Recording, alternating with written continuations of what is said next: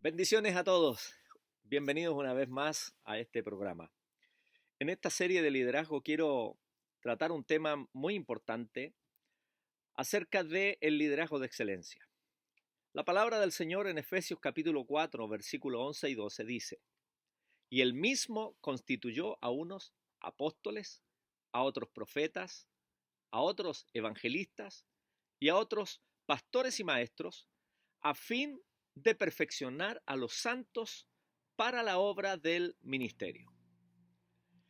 El Nuevo Testamento, en varias oportunidades, el apóstol Pablo específicamente, nos enseña acerca de los deberes y responsabilidades de aquellos que anhelan obispado, como lo dice. El que anhela obispado o servir al Señor, buena obra desea. Luego dice, pero se requiere. La palabra requiere justamente nos está hablando de que para ocupar un lugar estratégico dentro del cuerpo de Cristo en la iglesia local, llamado liderazgo, se necesitan ciertos requisitos, ciertas aptitudes, ¿ya? Ciertas características que el hombre y la mujer de Dios debe cumplir. A la luz del Nuevo Testamento, no cualquier persona puede ser un líder, un diácono, un oficial, como le llaman, ¿cierto? Un obrero. El apóstol Pablo es enfático en cuanto a esto, probablemente porque es aquí donde la iglesia de Éfeso se había equivocado. Ciertas personas no calificadas se habían introducido a la fuerza en posiciones de liderazgo. Es evidente que parte de la estrategia del enemigo para corromper las iglesias locales es colocar a personas no calificadas e incompetentes en la estructura del liderazgo de la iglesia. Por eso una de las principales enseñanzas de Primera de Timoteo es que una iglesia debidamente ordenada y disciplinada debe tener líderes, ancianos, diáconos, diferentes líderes de ministerio, moral y espiritualmente calificados. En el libro de los Hechos de los Apóstoles, en el capítulo 2, nos habla del derramamiento del Espíritu Santo sobre la iglesia representada en aquellos que estaban en el aposento alto. De acuerdo a las instrucciones que les había dado el Señor antes de ascender al cielo en el libro de los Hechos, capítulo 1, versos 4 y 5. Estas instrucciones obedecían a una lógica, por la sencilla razón que mientras Jesucristo estuvo aquí en la tierra, como hombre, estaba limitado al tiempo y al espacio, por lo cual era imprescindible que sus discípulos esperasen la promesa del Padre. Jesús ya les había dicho en el Evangelio de Juan, capítulo 16, versículo 7, pero yo os digo, os conviene que yo me vaya, porque si no me fuera, el Consolador no vendría a vosotros, mas si me fuere, os lo enviaré. O sea, ya Jesús le había anticipado que sus discípulos necesitaban la capacitación que da el Espíritu Santo para comenzar a hacer la tarea que Él les había encomendado. Era necesario que Jesucristo ascendiese para luego enviar el Espíritu Santo y así poder estar presente donde quiera que se proclamare el nombre del Señor. El apóstol Pedro, después del derramamiento del Espíritu Santo en el libro de los Hechos capítulo 2, explica ese hecho aludiendo a las escrituras de Joel capítulo 2. Pedro por lo menos menciona 3 hechos concretos con relación al Señor Jesucristo. Lo primero que menciona entonces el apóstol Pedro, que ese acontecimiento que había ocurrido en Pentecostés era parte del plan que Dios tenía para poder capacitar a su iglesia. Dice que este Cristo fue resucitado. En el verso 33 dice que también este Jesucristo fue exaltado. En el verso 34 y 35, y que fue entronizado y sentándose a la diestra de Dios. Para nuestra cultura occidental resulta un poco incomprensible tal vez la figura de que Cristo está sentado a la diestra de Dios, por el hecho de que no estamos familiarizados a una monarquía. Un rey comenzaba su reinado al momento en que se sentaba en su trono. El primer hecho del reinado de Jesucristo fue el derramamiento del Espíritu Santo.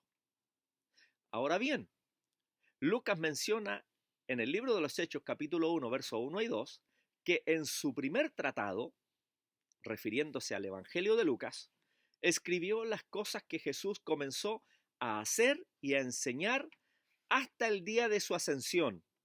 Vale decir que su segundo tratado, el libro de los Hechos, Lucas lo escribe para hacer notar lo que Jesús sigue y continúa haciendo y enseñando ahora a través de la iglesia del Señor.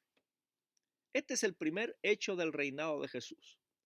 El segundo hecho del reinado de Jesucristo lo encontramos en Efesios capítulo 4, versículo 7 al 16.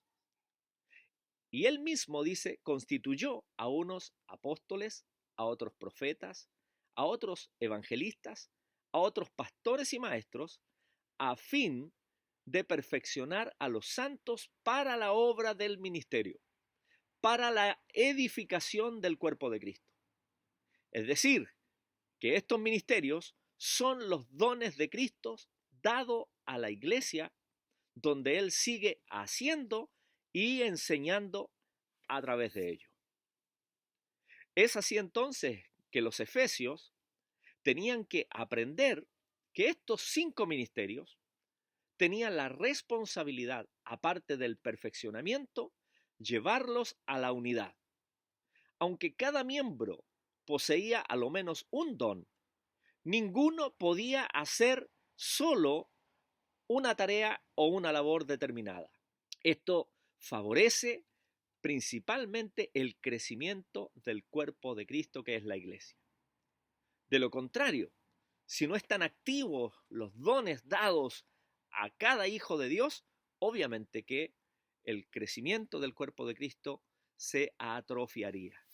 En el capítulo 4 de Efesios aparece una palabra clave de suma importancia, específicamente en el versículo 12, que dice a fin de perfeccionar a los santos.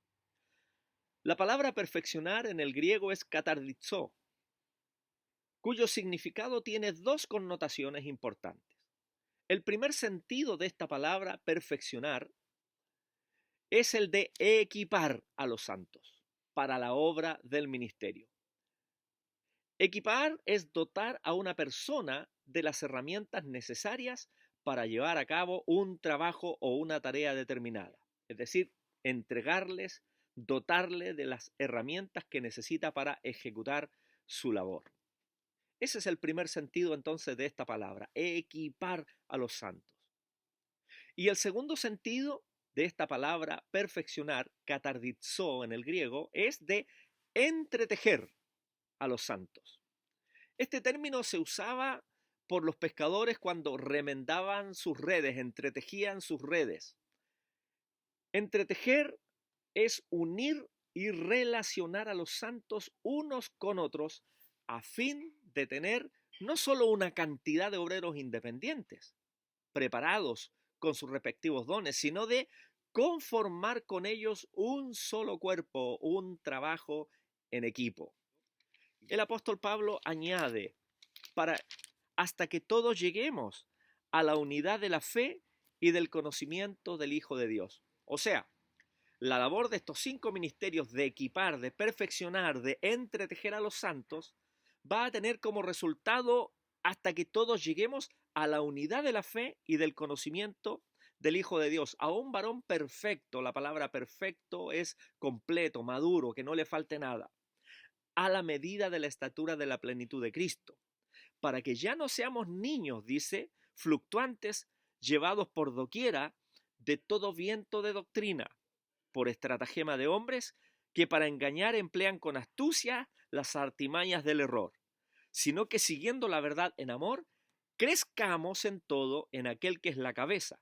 Esto es Cristo, de quien todo el cuerpo, bien concertado y unido entre sí por todas las coyunturas que se ayudan mutuamente, según la actividad, dice, propia de cada miembro, recibe su crecimiento para ir edificándose en amor. ¿Se fijan ustedes entonces la relevancia de la obra de Cristo al momento de ascender al cielo? Dos hechos concretos de su reinado. Lo primero que hace Jesús al momento de sentarse en el trono es enviar la promesa del Padre, el Espíritu Santo, sobre la iglesia. Es la capacitación divina que la iglesia recibió en Pentecostés. Y lo segundo es dar estos dones o ministerios que están en Efesios capítulo 4, versículo 11. Apóstoles, profetas, evangelistas, pastores y maestros, que tienen la labor de perfeccionar a los santos para la obra del ministerio. ¿Tú quieres servir al Señor? ¿Tú quieres trabajar en la obra del Señor? Entonces debes exponerte a estos ministerios. ¿Para qué? Para que seas perfeccionado, es decir, equipado y entretejido, para que puedas trabajar dentro del cuerpo de Cristo en el orden que Dios ha establecido. ¿Quiénes perfeccionan a los santos? Según el texto en cuestión, los 5 ministerios: apóstoles, profetas, evangelistas, pastores y maestros.